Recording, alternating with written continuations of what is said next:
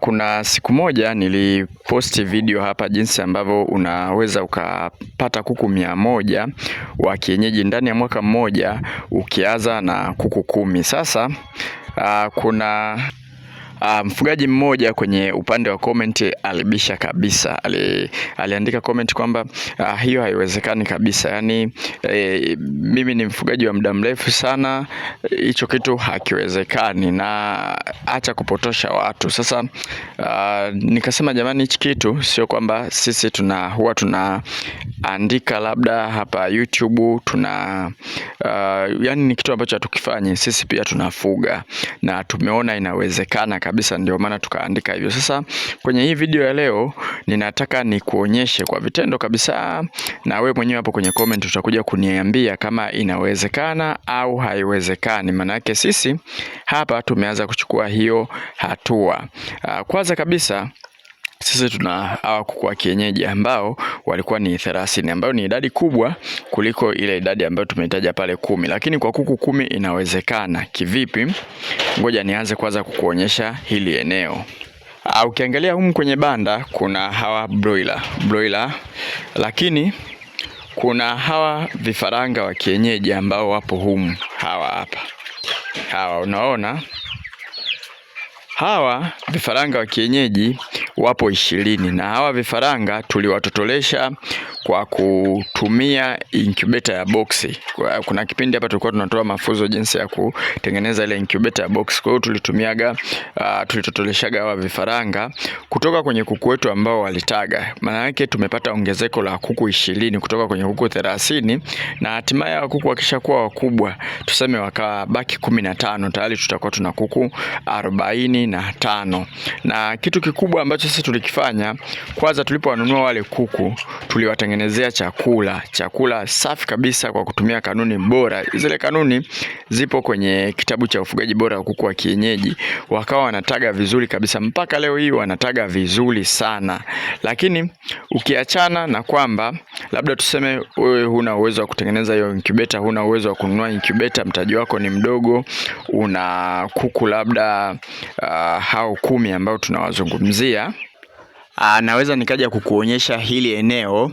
Pamoja na kwamba sisi huwa tunatotolesha mayai kwenye incubator, lakini pia huaga tunawaachaga kuku wengine walalie. Mfano hapa unaweza ukaona kuna kuku 4 wanaolalia. Kuku wa kwanza huyu hapa, wa pili huyu hapa, wa tatu yule pale, wa 4 yule pale, ambao hawa kuku wanalalia, watatotolesha haya mayai kwa siku moja, na kila kuku mmoja tumemwekea wastani wa mayai 15. Haya, umeona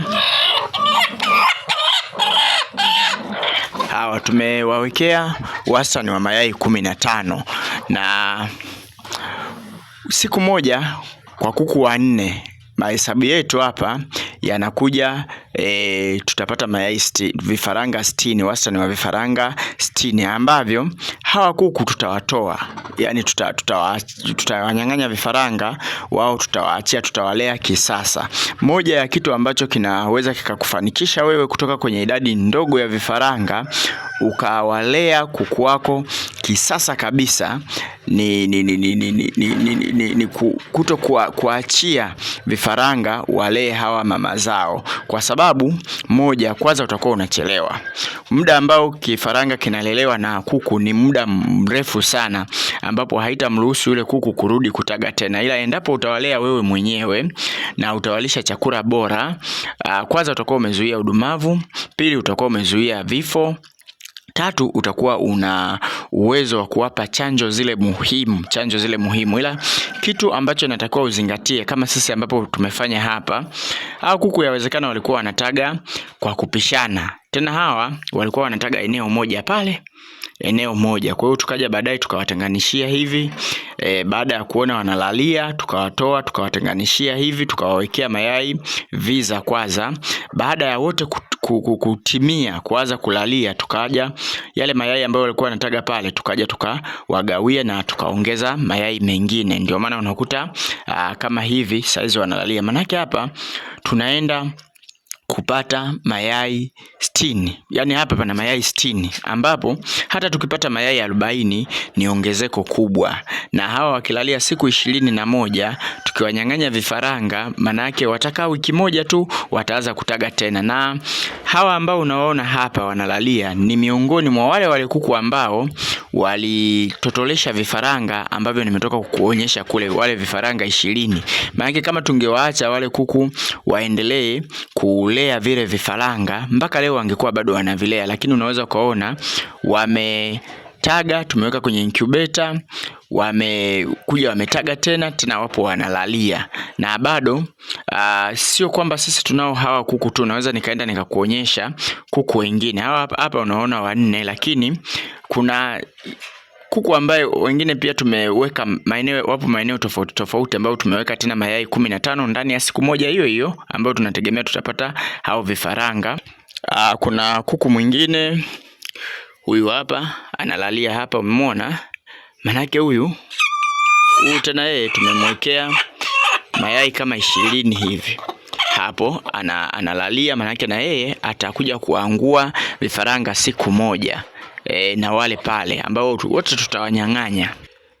Lakini pia unaweza ukamwona mwingine huyu hapa. Huyu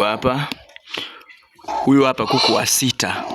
Ukiachana na huyu, kuna mwingine huyu hapa ambaye analalia hapo. Lakini pia tuna box letu hili hapa box ambalo tuliwafundisha watu jinsi ya kutengeneza hili kwa ajili ya kutotolesha vifaranga, na lenyewe pia lina mayai. Humu tumeweka mayai hayo hapo ambayo yatakuja kutotoleshwa pamoja na hawa kuku ambao wanalalia.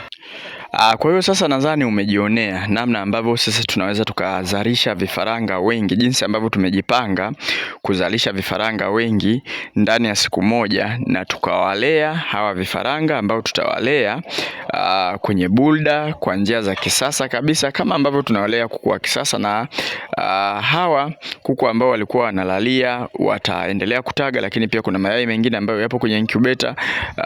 Yale mayai kuku ambao wametaga, unaweza kuona ni hawa ambao tumewanyang'anya, ambao tena bado wanataga. Yani tunamrahisishia kuku aweze kuendelea kutaga ili tuweze kupata kuzalisha zaidi. Yani kuku wa kienyeji ukitaka kupata wengi, tunaposema kwamba unaweza ukawalea kuku 10 mpaka 100 ndani ya mwaka mmoja, kama utasema kwamba labda walalie mayai walee vifaranga, hapo utafeli. Lakini kama utatumia mbinu kama ambazo sisi tunatumia hapa, wakitaga mayai tunachukua tunaweka kwenye incubator, au wanalalia, wakishamaliza wakitotoa vifaranga tunawanyang'anya, wanaendelea kutaga, utapata kuku zaidi ya hapo. Mfano tu hapo nimekuonyesha mimi kuku 6.